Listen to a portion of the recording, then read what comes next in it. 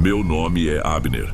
Escrevo porque preciso que alguém, fora do meu círculo, saiba o que aconteceu com a minha família. Preciso organizar as ideias, colocar em palavras, e talvez assim entender se o que eu sinto é paranoia minha ou se o perigo é real. Tudo começou há uns 3 anos, quando eu tinha 17. A vida ia bem, normal, até o dia em que a bomba explodiu. Descobrimos que meu pai mantinha uma segunda família. Não era um caso, uma aventura. Era uma vida inteira paralela com outra mulher e filhos. A revelação acabou com o que a gente chamava de casa. Para piorar, minha mãe, Matilde, estava grávida de quase 6 meses do meu irmão mais novo. Ou irmã, a gente ainda não sabia. O médico foi categórico. O estresse e a tristeza profunda podiam causar um parto prematuro, e a gravidez se tornou de risco. O silêncio em casa ficou pesado. A gente se falava o mínimo necessário, e cada um tentava, à sua maneira, não dar mais trabalho. Eu e meus irmãos nos concentramos nos estudos, nas tarefas. Qualquer coisa para não sermos um peso a mais. Foi nessa época que minha tia Rebeca, irmã da minha mãe, veio morar conosco. Ela chegou com 2 malas e a missão de cuidar da Matilde. Minha tia sempre foi diferente. Uma mulher de muita fé, mas uma fé que misturava um pouco de tudo. O apartamento rapidamente começou a ter um cheiro constante de erva queimada, de incenso. Ela vivia preparando o que chamava de banho de descarrego com arruda e guiné para minha mãe, e andava pela casa borrifando água com sal grosso nos cantos. A gente aturava, claro, era o jeito dela de ajudar. Mas a tristeza da minha mãe não diminuía. Ela passava horas sentada na poltrona da sala, a mão na barriga, olhando para o nada. Numa noite, depois de mais um dia de silêncio absoluto, minha tia sentou ao lado dela. A voz saiu baixa, quase um sussurro. Matilde, a gente precisa fazer algo mais forte. Isso não está adiantando. Minha mãe demorou a responder, o olhar ainda perdido. O que mais você quer fazer, Rebeca? Não tenho força para nada. Conheço uma mulher. Minha tia insistiu, se inclinando para a frente. Uma senhora. Ela é vidente, mas é séria. A sida do meu trabalho foi nela. Disse que a mulher resolveu a vida dela. Ela pode te dar uma luz, um caminho. Eu, que ouvia tudo da porta da cozinha, senti um incômodo. Aquilo soava a charlatanismo, a explorar a dor de alguém. Mas quando olhei para o rosto exausto da minha mãe e vi um pingo de curiosidade, ou talvez só cansaço, fiquei quieto. Eu não sei, minha mãe murmurou. Por favor, pela criança. Apelou minha tia. Minha mãe suspirou. Foi um som longo que parecia que carregava o mundo nas costas. E então ela cedeu. Não por acreditar, eu sei, mas por cansaço, para que a irmã a deixasse em paz. Tudo bem, Rebeca, a gente vai. A tal vidente morava a quase 1 hora de casa, num daqueles bairros residenciais mais antigos, cheios de sobrados e ruas tranquilas. A viagem de carro foi silenciosa, cada um perdido no seu próprio mundo. Em certo momento passamos por um restaurante chinês, um lugar grande com uma fachada vermelha e 2 dragões de pedra na entrada que chamaram a atenção. Um dos meus irmãos comentou que poderíamos parar lá na volta. Minha mãe, que até então olhava a paisagem pela janela, se virou. A voz dela estava baixa. Melhor não marcar nada, filhos. Ir nessas pessoas mexe com a gente. Não sei como vou sair de lá. Não quero estragar o passeio de vocês. Na hora pareceu só um comentário de quem está sendo cautelosa. Hoje, essa frase ecoa na minha cabeça de um jeito diferente. A casa de Dona Vera era um sobrado de cor clara, muito bem conservado. Tinha um portão baixo de ferro e um pequeno jardim na frente. Quem nos atendeu foi ela mesma, uma senhora de talvez 70 anos, com o cabelo todo branco preso num coque perfeito e vestida inteiramente de branco.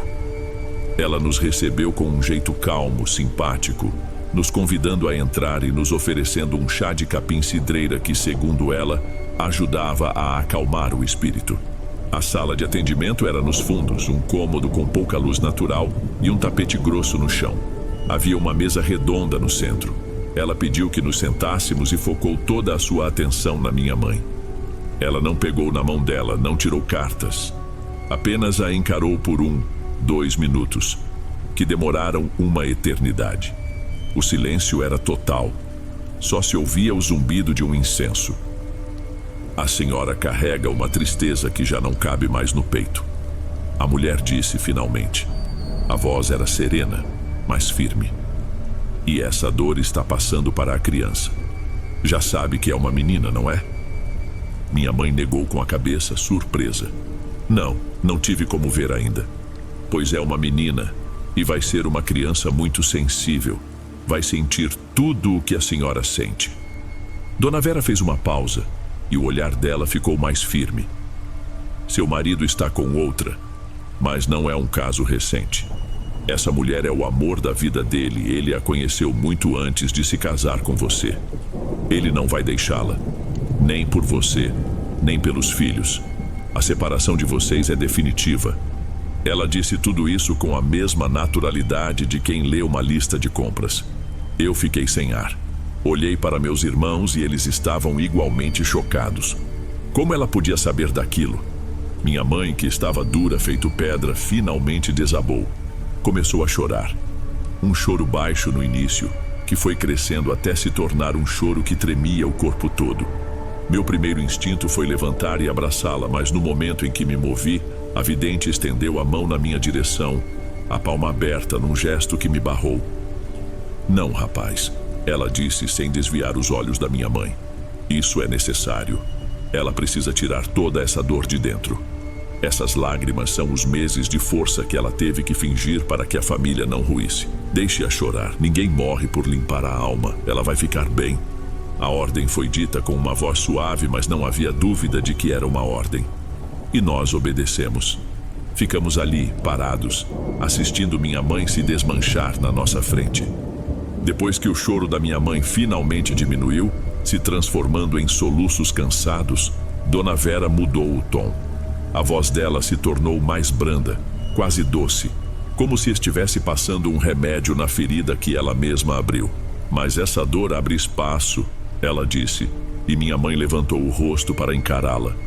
Muito em breve a senhora vai conhecer outro homem, um homem bom, que vai amar seus filhos como se fossem dele. Sua família não vai acabar, Matilde, ela só vai mudar de forma para algo mais forte e verdadeiro. A felicidade está esperando. Ela se levantou, indicando que a sessão havia terminado. Enquanto nos acompanhava até a porta, ela colocou a mão no ombro da minha tia. E ao saírem daqui, façam um favor a si mesmos. Seus olhos passaram por todos nós. Parem naquele restaurante chinês que lhes chamou a atenção. A sorte pode nos encontrar em qualquer lugar, mas a gente precisa estar de porta aberta. Comemorem. A vida de vocês recomeça hoje. O caminho de volta foi o oposto da ida. Minha tia Rebeca falava sem parar, maravilhada com a precisão da mulher, certa de que tinha testemunhado um milagre. Meus irmãos estavam quietos, provavelmente processando tudo. Mas era a minha mãe que me deixava inquieto. Ela não parecia uma pessoa que tinha acabado de ter o coração partido e chorado por uma hora. Ela estava calma, uma serenidade profunda que eu nunca tinha visto nela. De vez em quando, eu a olhava pelo retrovisor e ela estava com um sorriso leve nos lábios, acariciando a barriga distraidamente. Não era a paz de alguém que tinha encontrado uma resolução, mas a paz de quem teve o problema simplesmente removido, apagado. Na hora, confesso, o sentimento que prevaleceu foi o alívio. Vê-la daquele jeito era infinitamente melhor do que o fantasma que ela tinha virado em casa. Mas lá no fundo, uma coisa pequena e insistente me dizia que aquilo não estava certo. Aquela calma não era dela, parecia algo emprestado. Minha tia Rebeca, empolgada, nem cogitou ir para casa.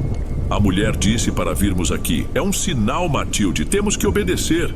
Eu esperava que minha mãe recusasse, que dissesse que estava cansada. Mas ela apenas deu de ombros com aquele mesmo sorriso sereno no rosto. Por mim, tudo bem, até que estou com fome. O jeito fácil com que ela concordou me deixou com o pé atrás. Não era a minha mãe ali falando. Era uma versão dela, mais dócil, mais programável. Estacionamos em frente ao restaurante. O lugar era exatamente o que parecia. Um salão amplo, com mesas de toalha plástica vermelha e um buffet comprido, cheio de travessas de inox. Pela primeira vez em meses, o clima na nossa mesa era leve. Minha tia falava animadamente. Meus irmãos pareciam mais relaxados. Eu tentava me forçar a sentir o mesmo alívio, a acreditar que aquilo era um recomeço. Mas eu não conseguia me livrar da sensação de que estava assistindo a uma peça de teatro e que a qualquer momento as luzes se acenderiam. Estávamos no meio da refeição quando um menino desses que vendem pequenos artesanatos nas mesas se aproximou do homem que comia sozinho numa mesa perto da nossa.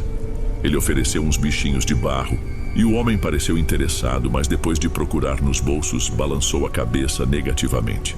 Foi então que ele se levantou, veio em direção à nossa mesa segurando uma nota de R$100, o rosto um pouco sem graça. Com licença, boa tarde. Desculpem o incômodo, por acaso algum de vocês conseguiria trocar essa nota para mim? Queria comprar uma coisinha do garoto e estou sem trocado. O olhar dele encontrou o da minha mãe, e foi ela quem respondeu antes de qualquer um de nós, já abrindo a bolsa com uma naturalidade espantosa. Claro, eu troco sim, sem problemas. Enquanto ela contava as notas menores, eles trocaram algumas palavras. Ele agradeceu, ela disse que não era nada. E então eles sorriram um para o outro. Um sorriso rápido, normal, de circunstância. Mas para mim foi como ver a cena em câmera lenta. Naquele instante a voz da vidente ecoou na minha cabeça. A sorte pode nos encontrar em qualquer lugar. A sugestão, a nossa vinda, o homem sozinho, a necessidade exata de um troco, a interação direta com a minha mãe. As peças se encaixaram com uma clareza horrível. Aquilo não era uma coincidência, era uma cena. E o homem, que agradeceu mais uma vez e voltou para a sua mesa, não era um estranho. Era um ator cumprindo seu papel. E nós, a plateia, nem sabíamos que o espetáculo já tinha começado. Os meses seguintes passaram voando como num filme, seguindo o roteiro à risca. Meus pais se divorciaram. Foi um processo estranhamente pacífico, sem as brigas e o arrastar de pés que a gente esperava. Foi tudo resolvido em cartório de forma quase burocrática. E como se seguisse uma deixa, o namoro da minha mãe com o Edmilson começou. Ele era perfeito, perfeito demais. Trazia flores, ajudava nas tarefas de casa, tinha uma paciência infinita com meus irmãos mais novos. Ele nos tratava com um carinho calmo e constante que parecia completamente genuíno. Minha tia Rebeca vivia dizendo que ele era um presente dos céus, uma resposta às suas orações. Logo depois, minha irmãzinha nasceu, Valentina, uma criança linda e, graças a Deus, muito saudável. Ela se tornou o centro de tudo, a alegria da casa, como minha tia repetia sem parar. Minha mãe parecia outra mulher florescendo naquela nova vida, naquele novo amor. Todos à minha volta pareciam ter encontrado a paz. Todos, menos eu. Eu observava. Eu via como minha mãe, que antes tinha opiniões fortes sobre tudo, agora concordava com qualquer coisa que o Edmilson sugeria. A personalidade dela parecia diluída, suavizada. Eu olhava para aquela felicidade de comercial de margarina e só sentia um nó no estômago. Eu estava feliz por eles, de verdade. Mas uma parte de mim gritava que aquilo era uma farsa. Uma farsa muito bem construída. A confirmação veio numa tarde de sábado, quase um ano depois da visita à vidente. Edmilson ia resolver umas coisas no centro da cidade e me ofereceu uma carona. Eu aceitei. O carro dele era novo, limpo, organizado. Eu vinha observando Edmilson há meses, procurando qualquer coisinha fora do lugar. Naquela tarde, dentro do carro, vi minha chance. Reclamei de uma dor de cabeça súbita, perguntando se ele por acaso não tinha um analgésico. Deve ter na nécessaire, dentro do porta-luvas. Pega lá para mim também, por favor. Ele disse, solícito como sempre. Abri o compartimento. A nécessaire estava lá e ao lado dela, sua carteira de couro. E junto da carteira, um outro objeto. Um objeto pequeno, inofensivo para qualquer um, mas que para mim foi como levar um soco no estômago. Era um saquinho de pano. Um tecido xadrez, simples, amarrado com uma fitinha vermelha já meio desbotada pelo sol. Meu coração falhou uma batida. Gelei. Eu conhecia aquele saquinho. Era idêntico. Exatamente igual ao amuleto que Dona Vera tinha dado para minha mãe, para proteger a gravidez e a criança. Um que a minha mãe guardava no fundo da gaveta de roupas dela como se fosse a coisa mais sagrada do mundo. Peguei a carteira e entreguei para ele, forçando minha mão a não tremer. Ele agradeceu, sorriu e pareceu não perceber nada. Mas para mim, ali, dentro daquele carro em movimento, perdi o chão. Não havia mais espaço para dúvida, não era destino, não era sorte, era um plano. Edmilson não tinha nos encontrado por acaso. Ele já estava conectado a Dona Vera muito antes de precisar de troco para uma nota de R$ 100 num restaurante chinês. A nossa salvação tinha sido encomendada. Eu não disse nada. O que eu poderia dizer? Entreguei a carteira e passei o resto da viagem em silêncio, o saquinho xadrez queimando na minha memória. Nos dias seguintes, aquela verdade começou a pesar em mim. Cada sorriso trocado entre minha mãe e Edmilson, cada risada dos meus irmãos, cada momento de paz doméstica parecia agora uma cena grotesca, uma mentira bem contada. Tentei sondar meu irmão do meio, o mais próximo de mim em idade. Comentei, como quem não quer nada, que Edmilson parecia bom demais para ser verdade. Ele riu, um riso genuíno, e deu um tapa no meu ombro. Para com isso, Abner. A gente finalmente tem paz e você quer arranjar problema? Deixa a mãe ser feliz. A resposta dele, tão simples e final, foi como outra grade se fechando. Tentei uma última vez. Uma noite, durante o jantar, a família toda reunida, forcei um tom casual que saiu mais trêmulo do que eu gostaria. Mãe, comecei e todos olharam para mim. Você nunca mais pensou em voltar naquela senhora? Ah, Dona Vera? O garfo de Edmilson parou no ar. Ele e minha mãe trocaram um olhar. Não foi um olhar de pânico ou surpresa. Foi um olhar rápido, de entendimento, de cumplicidade. Foi Edmilson quem respondeu por ela, pousando a mão sobre a da minha mãe na mesa. Ele sorriu para mim, um sorriso calmo, paternal. Acho que não tem mais necessidade, campeão. O que ela tinha que fazer, ela já fez, não acha? A vida de vocês entrou nos eixos. Minha mãe concordou com um aceno de cabeça, a mesma cara tranquila de sempre. É verdade, filho. Aquilo foi só para uma fase. Já passou. Estamos bem agora. Já passou. A frase bateu em mim com a força de uma porta batendo na minha cara. Naquele momento eu entendi como a armadilha funcionava de verdade. Não adiantava confrontar. Não adiantava mostrar provas. Eles não negariam. Eles simplesmente não veriam o problema. Para eles, a vidente era uma ferramenta que tinha sido usada para um fim nobre, a felicidade deles. Eles não estavam sendo enganados.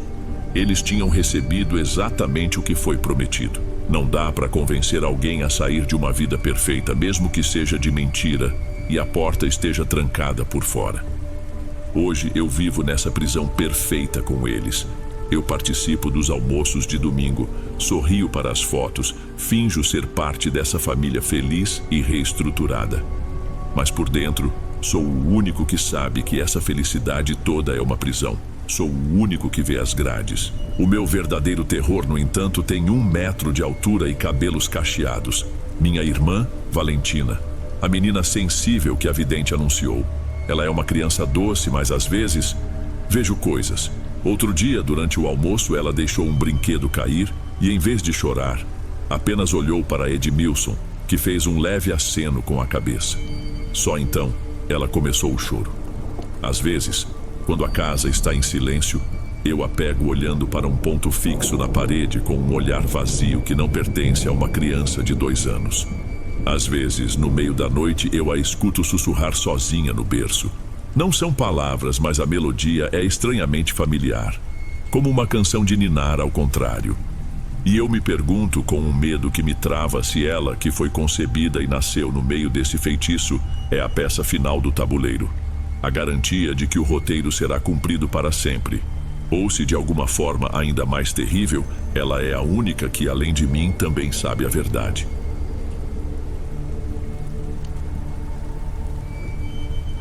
Se estiver gostando dos relatos, não se esqueça de já deixar o seu like.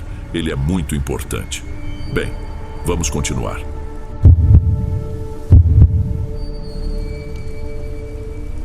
Eu nunca fui uma pessoa de acreditar em nada fora do normal. A vida toda me ensinaram que para tudo existe uma explicação, um motivo lógico, e eu levei isso comigo quando comecei a trabalhar. Tinha uns 20 e poucos anos, recém-formado como técnico de enfermagem, e meu primeiro emprego foi justamente na ala de cuidados paliativos de um hospital filantrópico. Era um prédio antigo, daqueles enormes, com corredores que pareciam não ter fim, e um cheiro constante de produto de limpeza tentando disfarçar o que todo mundo sabia que estava ali. Meu trabalho era, na maior parte do tempo, uma rotina silenciosa: aferir pressão, trocar um soro, ajudar com a higiene, conversar com as famílias. O silêncio ali era diferente. Não era de paz. Era um silêncio pesado, uma espécie de sala de espera para a morte. E para ser sincero, nos primeiros meses, eu achava que estava lidando bem com isso. Criei uma casca, sabe? Encarava a morte como o que ela é. O fim de um processo biológico. Um evento triste, claro, mas natural. Sem mistério. Eu me orgulhava de ser assim, de conseguir manter a cabeça no lugar enquanto ao redor as emoções estavam sempre no limite. As famílias choravam, os pacientes às vezes se desesperavam e eu estava lá, firme, fazendo o que precisava ser feito. Pensava que essa postura profissional, quase fria, era a única forma de sobreviver naquele ambiente sem enlouquecer. Eu nem imaginava que não são as paredes de um hospital que guardam as coisas mais estranhas, mas sim o que acontece dentro da cabeça das pessoas, bem na fronteira entre a vida e o que vem depois. Tudo começou a mudar por causa de uma senhora. Uma senhora e algo que até hoje eu não sei dar um nome. O quarto em questão era o 107. A paciente era a dona Aurora, uma senhora já com seus 90 e tantos anos, tão frágil que quase desaparecia no meio dos lençóis brancos. Quem a acompanhava dia e noite eram suas duas filhas, Luzia e Regina. As duas já eram senhoras também, e dava para ver no rosto delas o cansaço de dias de vigília. Elas se revezavam numa poltrona desconfortável ao lado da cama, cercadas por copos d'água pela metade e revistas de palavras cruzadas que nunca eram preenchidas.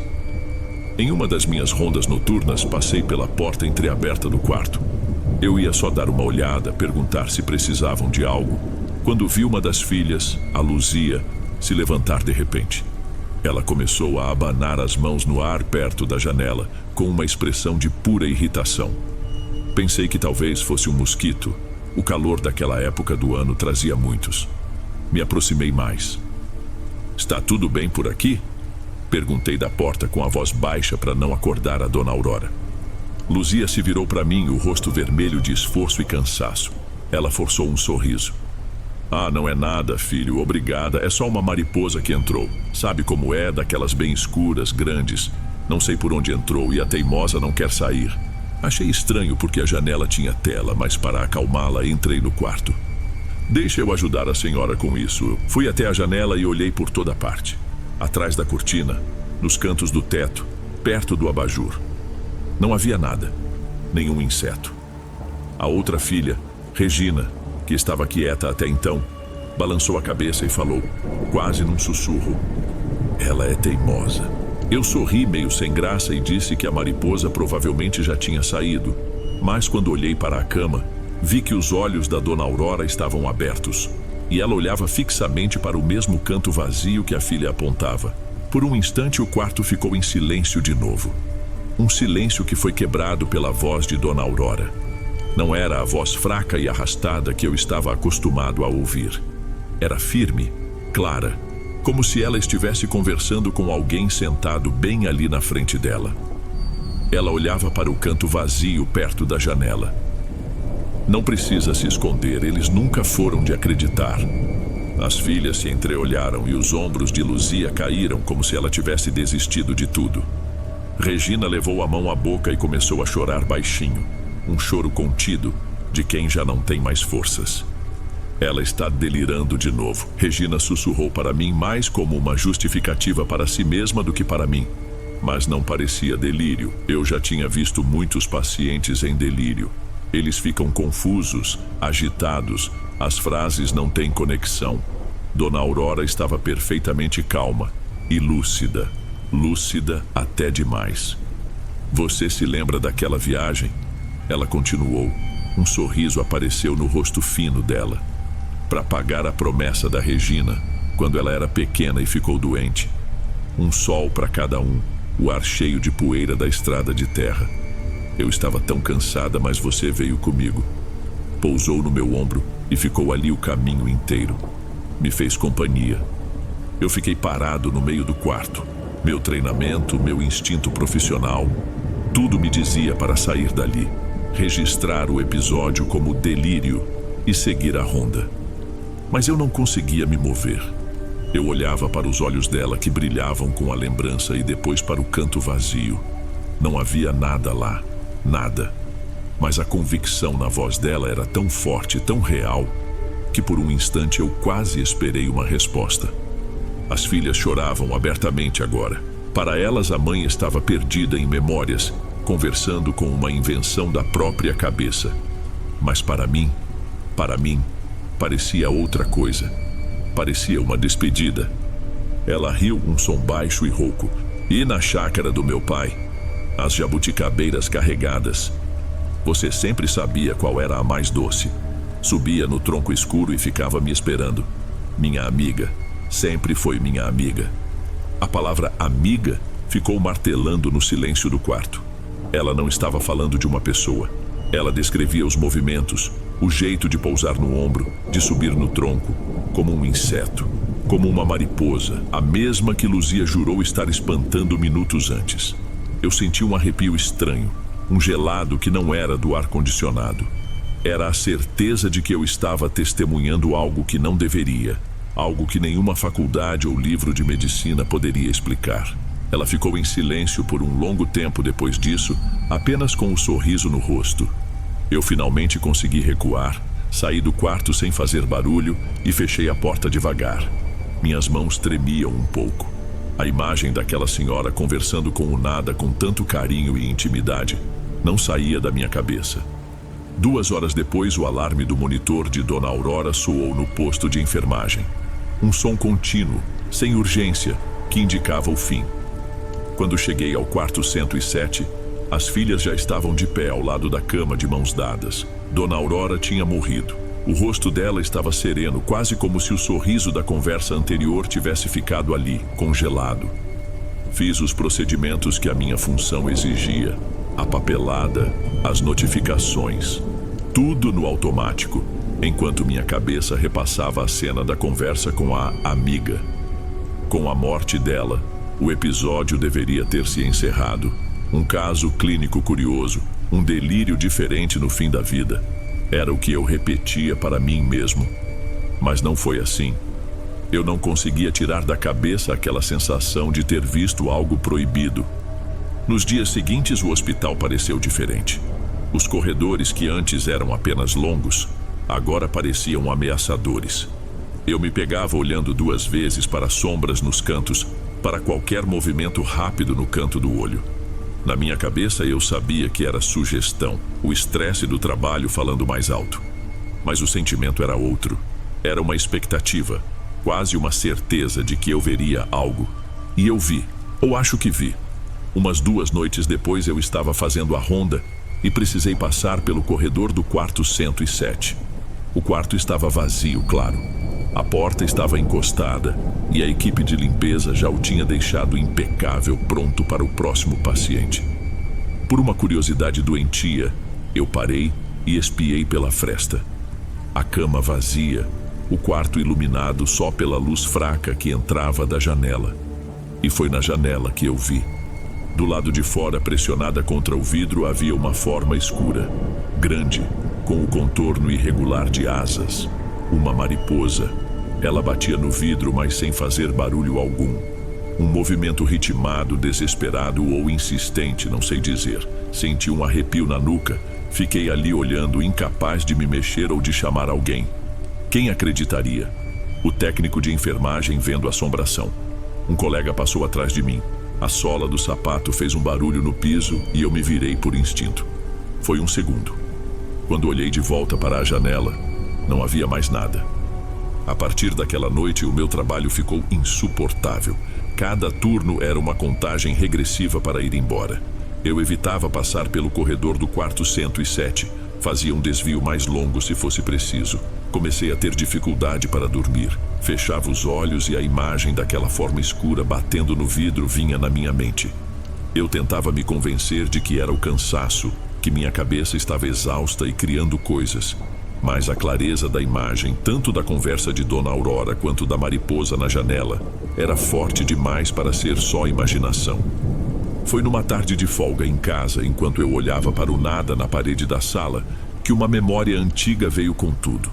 Uma lembrança que estava enterrada tão fundo que eu nem sabia que existia. Eu devia ter uns 5 ou 6 anos na casa da minha avó. Era uma casa simples com um quintal grande. Uma mariposa preta, enorme, entrou na cozinha. Eu, moleque, peguei um chinelo para matar o bicho. Minha avó arrancou o chinelo da minha mão com uma agilidade que eu não lembrava que ela tinha.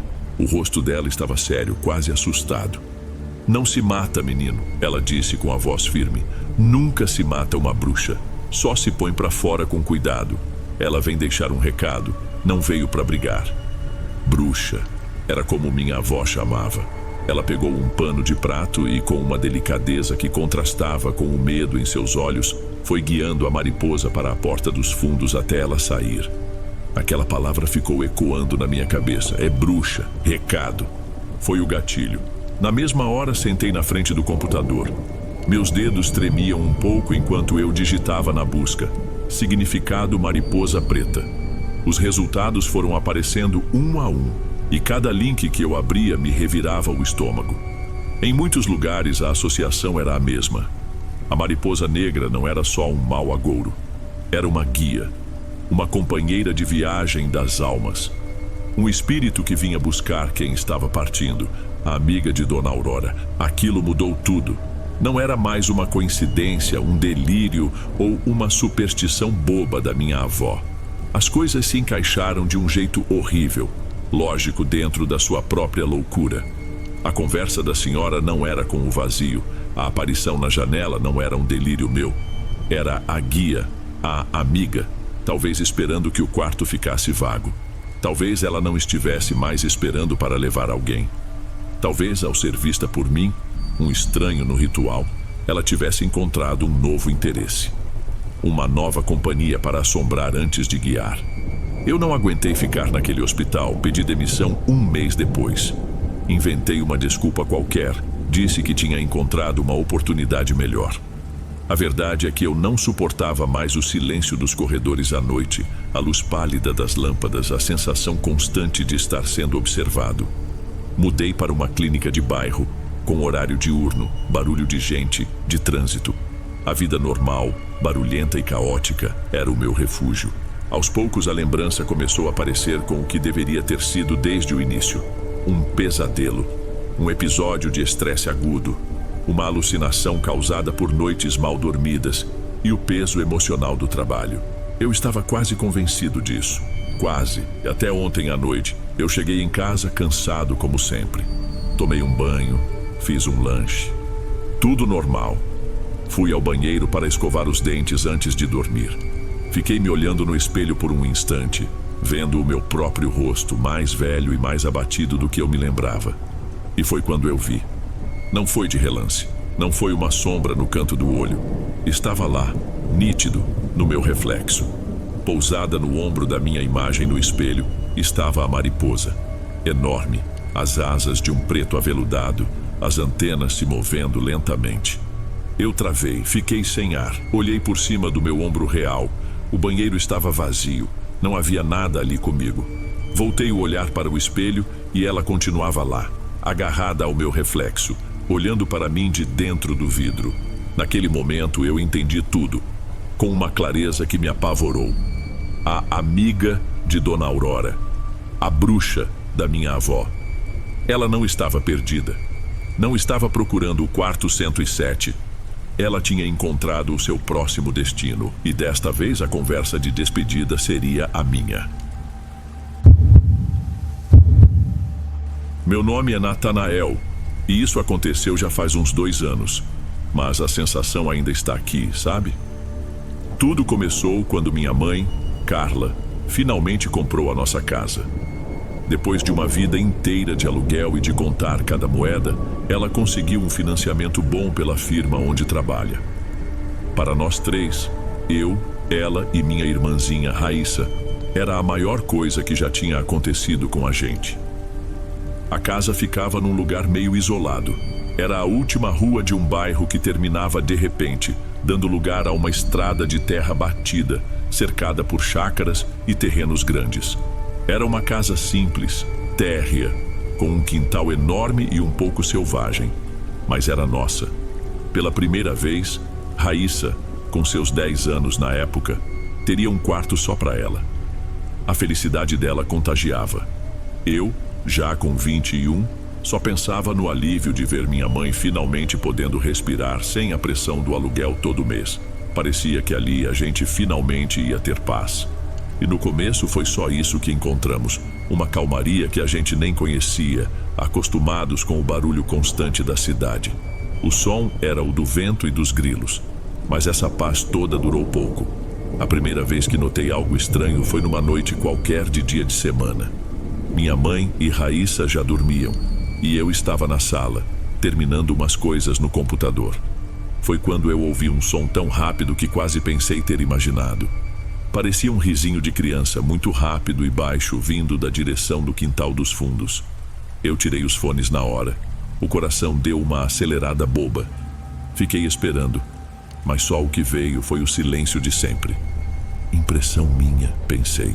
Devia ser o cansaço. O vizinho mais próximo era longe demais para ouvir uma criança brincando àquela hora. Aquele risinho isolado, eu tentei esquecer aquilo. Mas uma semana depois, ficou impossível ignorar. Estávamos os três na sala, vendo um filme qualquer na televisão numa noite de sábado. Foi quando ouvimos os passos. Eram nítidos. Alguém andando do lado de fora, no cascalho que cobria o caminho da pequena porteira de madeira até a porta da frente. Não eram os passos apressados de um animal. Era o ritmo certo de alguém andando. Minha mãe olhou para mim na mesma hora, o controle remoto na mão, e baixou o volume da TV até ficar mudo. "Você ouviu isso, filho?" Ela perguntou, a voz quase um sussurro. Eu só fiz que sim com a cabeça. Raíssa, que estava deitada no tapete, se sentou e abraçou os joelhos, os olhos enormes e fixos na porta. Ficamos os três parados, só ouvindo. Os passos iam e vinham. Parecia que a pessoa estava andando em círculos sem chegar na varanda, sem ir embora. Apenas andando. Meu primeiro pensamento foi o mais lógico. Podia ser alguém perdido procurando informação, ou talvez algum adolescente da região querendo fazer uma brincadeira sem graça. Me levantei devagar, tentando não fazer barulho, e fui até a janela da sala. Afastei um canto da cortina, só uma fresta mínima. A única luz que tinha lá fora era a da lâmpada da nossa varanda, e ela não iluminava muita coisa além dos primeiros metros do quintal. Não vi absolutamente ninguém. Nada. Mas os passos continuavam. O som parecia vir de todos os lugares ao mesmo tempo agora. E então um baque surdo e forte na porta da frente. Nós três demos um pulo no lugar. Raíssa soltou um gritinho abafado e correu para o lado da minha mãe no sofá. Aquele som não deixava dúvida. Era como se alguém tivesse jogado uma pedra, e com força. Senti um medo diferente. Não era um medo comum de assalto ou algo assim. Era a estranheza da situação toda. Quem andaria em círculos no escuro para depois atirar uma pedra e sumir? "Fiquem aqui", eu disse, e minha voz saiu firme, nem sei como. Andei até a porta e espiei pelo olho mágico. A luz amarelada da varanda mostrava o caminho de cascalho completamente vazio.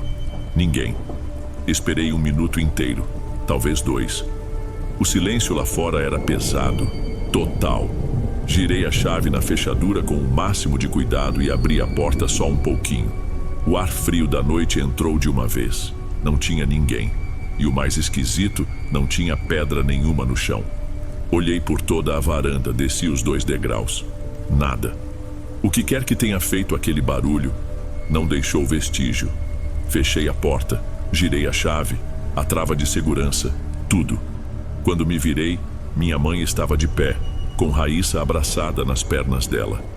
Nenhuma das duas disse uma palavra, mas o olhar delas dizia tudo. A paz da nossa casa nova tinha acabado.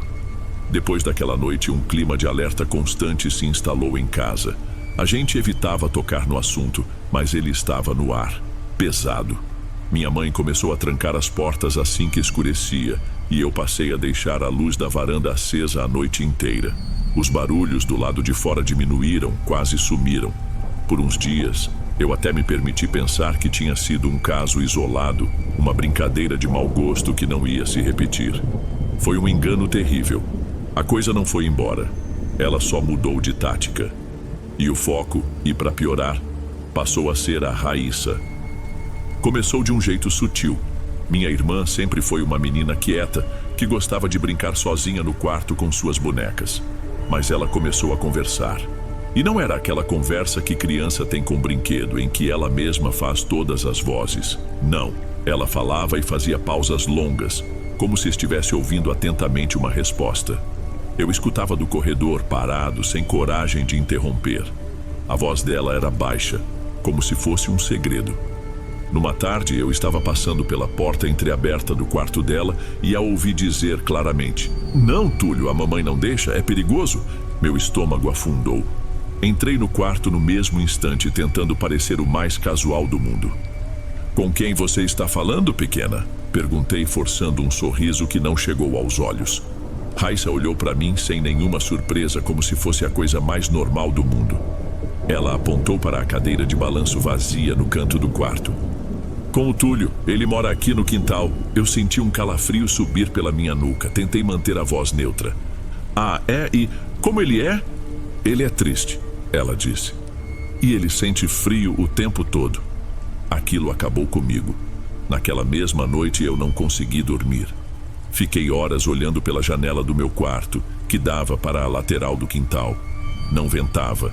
As folhas das árvores estavam completamente paradas, mas o balanço velho de pneu que tinha lá, pendurado num galho grosso de uma mangueira, se movia lentamente, para frente e para trás, para frente e para trás, como se alguém invisível e muito leve tivesse acabado de se levantar dali.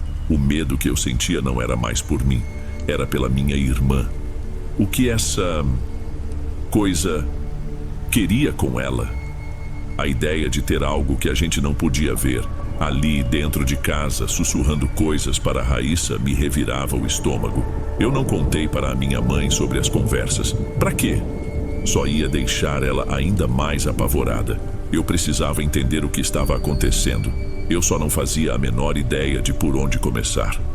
Eu passei os dias seguintes numa tensão constante, observando cada gesto da Raíssa, tentando decifrar suas conversas silenciosas. Eu precisava de algo, qualquer coisa, uma pista. E foi ela quem me deu, sem nem perceber. Numa tarde de sábado, estávamos nós dois no quintal. Eu, tentando limpar um pouco do mato perto da cerca dos fundos, e ela, sentada nos degraus da porta da cozinha, quieta. De repente, notei que ela olhava fixo para um ponto específico, bem no canto do terreno, onde o mato era mais alto e denso, quase na divisa. "O que foi, pequena?" Perguntei, secando o suor da testa. "O Túlio tá ali," ela respondeu, apontando com o queixo. A voz era neutra, como se estivesse comentando sobre um passarinho. "É onde ele gosta de se esconder.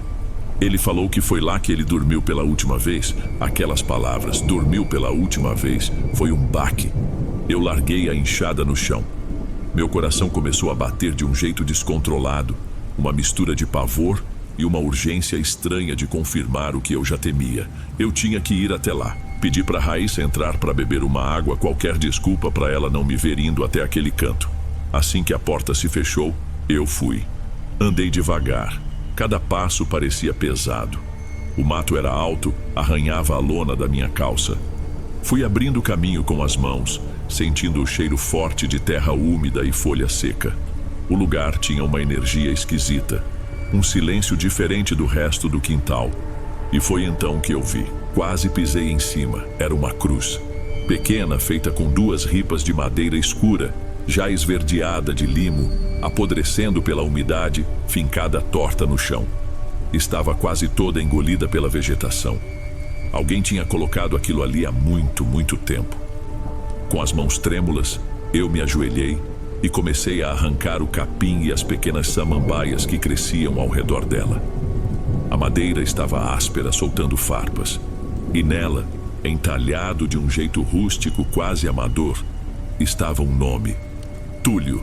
Logo abaixo do nome, uma data com os números mal feitos, mas legíveis, entalhando 15 de abril de 1990. Eu cheguei a perder o fôlego. Fiquei ali, de joelhos na terra, olhando para aquelas letras, para aqueles números.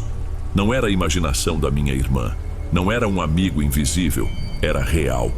Existia um menino chamado Túlio e algo terrível tinha acontecido com ele exatamente ali, naquele pedaço de chão que agora era nosso. A tristeza que Raíssa via nele, o frio que ele sentia, tudo começou a fazer um sentido horrível. Levantei, sentindo as pernas bambas. Voltei para casa quase correndo. Chega de esconder as coisas. Minha mãe precisava saber. Chamei minha mãe e mostrei a foto que tirei da cruz no celular. Contei tudo. Sobre o riso abafado, os passos no cascalho, a batida na porta e, por fim, as conversas que eu ouvia Raíssa ter com o tal do Túlio. Eu vi o rosto dela se transformar, passando pelo choque, pela negação e pousando num tipo de medo. Ela abraçou a Raíssa com força, como se o meu simples relato pudesse fazer o menino aparecer ali, no meio da nossa cozinha. Depois que o pavor inicial assentou, a determinação tomou conta dela. Nós vamos falar com a vizinha, ela disse com a voz firme. A única que tem por aqui. Alguém tem que saber dessa história. No dia seguinte, um domingo, minha mãe assou um bolo simples de laranja. Disse que não podíamos chegar na casa dos outros de mãos abanando. Fomos os três, andando pela estradinha de terra. A casa dela era a única outra construção visível da nossa. Uma moradia antiga, mas muito bem cuidada, com um jardim teimoso cheio de flores coloridas. Quem nos atendeu foi uma senhora de cabelo todo branco, preso num coque, e com as mãos enrugadas de quem já trabalhou muito na terra. Era a Dona Maria. Ela sorriu ao nos ver, um sorriso que não parecia ter maldade. Vizinhos novos, que alegria, entrem por favor. Estava passando um café agora mesmo. O interior da casa dela era escuro e fresco, com cheiro de café forte e de móveis antigos. Sentamos na cozinha. Depois de um tempo de conversa fiada sobre o calor e a dificuldade do ônibus passar por ali, minha mãe tomou coragem. Contou com a voz meio trêmula que havíamos encontrado uma cruz de madeira no nosso terreno. Dona Maria parou de mexer o açúcar em sua xícara. Ela não demonstrou surpresa alguma. Apenas pousou a colher no pires, fazendo um barulho pequeno e seco. Seu olhar veio direto na minha direção. A cruz do menino, pensei que o mato já tinha comido ela toda. A senhora sabe o que aconteceu? Eu perguntei, sentindo um nó se formar na minha garganta. Ela suspirou um suspiro longo e pesado. Saber, ninguém nunca soube a história inteira. E não é coisa bonita de se ouvir. Ela fez uma pausa, olhou para Raíssa, que estava encolhida ao lado da minha mãe, e depois voltou o olhar para nós. Faz muitos anos. Isso aqui era tudo mais vazio. Eu o encontrei. Foi numa manhã fria de abril. Tinha um caixote de feira, desses de madeira, jogado perto da cerca. Achei que era só lixo. Quando cheguei perto, vi que ele estava lá dentro, encolhidinho, já sem vida. Tinha os lábios e as pontas dos dedos roxos de frio. Minha mãe levou a mão à boca, os olhos se encheram de lágrimas. Eu senti um vazio gelado no estômago. A gente chamou quem cuidava das coisas na época, continuou Dona Maria, com a voz sem emoção nenhuma. Não adiantou nada. Ninguém veio procurar, ninguém deu queixa de sumiço. Era uma gente muito pobre que vivia por aqui, sabe? Tinham muitos filhos, as crianças se criavam meio sozinhas. A gente pegou o corpinho dele e levou de porta em porta nas poucas casas que tinham. Ninguém reconheceu, ninguém quis o menino. Ela bebeu um gole de café, os olhos fixos num ponto da parede, como se visse a cena de novo. O nome, Túlio, fui eu que dei, não podia enterrar a criatura sem nome. Meu falecido marido fez a cruz. Nós mesmos cavamos e enterramos ele ali. Foi o único gesto de dignidade que a gente pôde dar. Um silêncio terrível tomou conta da cozinha. Ele ainda está lá, eu disse, a voz quase não saindo. Minha irmã conversa com ele. Dona Maria me olhou de um jeito que eu nunca vou esquecer. Não era pena nem surpresa, era reconhecimento. Eu sei, a alma dele não descansou. É uma alma zangada, muito solitária. Ele não gosta de ser ignorado. As outras pessoas que moraram aí não duraram muito. Tinham medo. Uma vez tentei avisar uma família assim que chegaram. Me olharam como se eu fosse uma velha caduca. Aprendi que não se força ajuda em quem não pede. Ela se inclinou um pouco na cadeira, a voz baixou, tornando-se confidencial, quase uma ordem. Agora a terra é de vocês. Então a responsabilidade também é. Vocês precisam se apresentar. Deixem coisas para ele. Uma fruta, um doce, um brinquedo pequeno. Mostrem que sabem que ele está ali. É o único jeito de ter sossego. Saímos de lá com o bolo intocado na travessa. A história era de uma tristeza profunda. Mas as últimas palavras de Dona Maria ecoavam na minha cabeça. Não tinham soado como um conselho. Parecia que ela estava passando a responsabilidade pra gente. A responsabilidade é de vocês. Voltamos para casa em silêncio, cada um de nós perdido nos próprios pensamentos. A história de Dona Maria pesava no ar como uma nuvem de chuva. Naquela noite, sentados à mesa da cozinha, minha mãe tomou a decisão. Seus olhos estavam vermelhos, mas sua voz era firme. Nós vamos fazer o que ela disse. Eu hesitei por um momento. Aquilo tudo soava como uma superstição antiga, algo que não deveria fazer sentido no nosso mundo. Mas o que mais a gente podia fazer? Chamar a polícia? Um padre? Quem acreditaria numa história dessas? Olhei para Raíssa, que desenhava num caderno completamente alheia à gravidade da nossa conversa. O medo de que aquela coisa continuasse a chegar perto dela era muito maior do que qualquer dúvida minha. No dia seguinte, minha mãe limpou aquele canto do terreno. Com um cuidado quase maternal, ela mesma arrancou o mato que restava ao redor da cruz. Plantou umas mudas de flores simples, dessas que se compra em saquinhos no mercado, dizendo que um menino não podia ficar num lugar tão abandonado. Raíssa, depois de pensar muito, escolheu um dos seus brinquedos, um bonequinho pequeno e colorido que ela gostava. Eu peguei uma maçã, a mais vermelha e bonita que achei na fruteira. Fomos os três até a cruz de madeira. O sol da tarde filtrava por entre as folhas das árvores, criando um clima estranho, pesado. Minha mãe ajeitou a terra fofa em volta da cruz e regou as flores. Raíssa colocou o bonequinho de pé encostado na madeira. Eu deixei a maçã ao lado dele. Ninguém disse uma palavra. Não havia oração a ser feita. Era apenas um gesto, uma entrega, uma apresentação, como a vizinha tinha dito. E o silêncio veio. Nas noites seguintes, a casa ficou completamente quieta. Nenhum passo no cascalho, nenhuma batida na porta. O balanço de pneu permaneceu imóvel. E o mais importante, Raíssa parou de falar com o Túlio. Ela voltou a ser a menina de antes, barulhenta e cheia de vida. Minha mãe parecia outra pessoa. Um peso enorme tinha saído dos ombros dela. A paz, a verdadeira paz que a gente tanto buscou, parecia ter finalmente chegado. Mas para mim ela nunca chegou. Algumas semanas se passaram. Numa noite eu estava na varanda olhando para o nosso quintal escuro. A casa estava em silêncio. Minha mãe e irmã dormiam seguras lá dentro. Eu deveria sentir alívio. Mas o que eu sentia era um aperto no peito.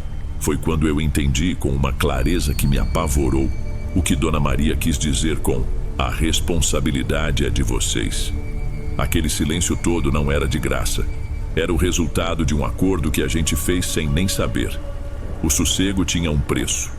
A gente não tinha apaziguado um fantasma, nós o adotamos. O sonho da casa própria, o lugar que seria o símbolo da nossa liberdade, virou a nossa âncora. Como poderíamos vender a casa um dia, sabendo que estaríamos simplesmente passando o problema para outros? Como poderíamos ir embora e deixar Túlio sozinho de novo para assombrar a próxima família? Nós não podíamos. Estávamos presos.